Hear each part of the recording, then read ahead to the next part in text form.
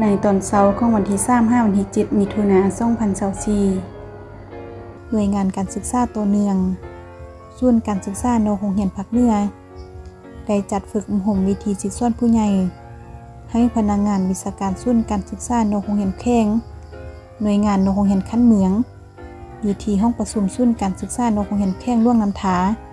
โดยภายใต้การเป็นประธานของทานทองผิดแก้วประเสริฐห้องหัวหน้าแผนกศึกษาธิการและกีฬาแข้งล่วงน้ำถาและประธานห่วมทานนางกองมณีวรรณศรีห้องผู้อำนวยการส่วนการศึกษาโรงเรียนภาคเหนือมีผู้เข้าร่วมทั้งหมด24ทานหญิง10ทานจุดประสงค์ในการฝึกอบรมครั้งนี้เพื่อเพิ่มความรู้ทักษะในการจัดตั้งการฝึกอบรมการจัดการเรียนการสอนผู้ใหญ่ให้ครูฝึกขั้นเมือง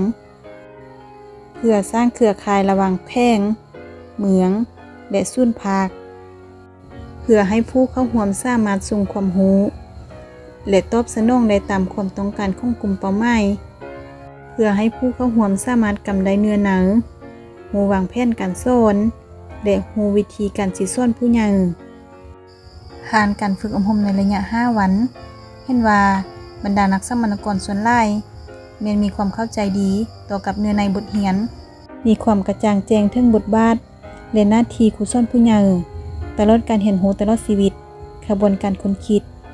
จิตศาสตร์ความแตกต่างระหว่างผู้ใหญ่และเด็กน้อยเทคนิคการสอนการวัดและการประเมินความรับรู้ตลอดถึงการปฏิบัติตัวจริงสามารถสร้างแผนการสอนการแต่งบทสอนและการสอนทดลองตัวจริงได้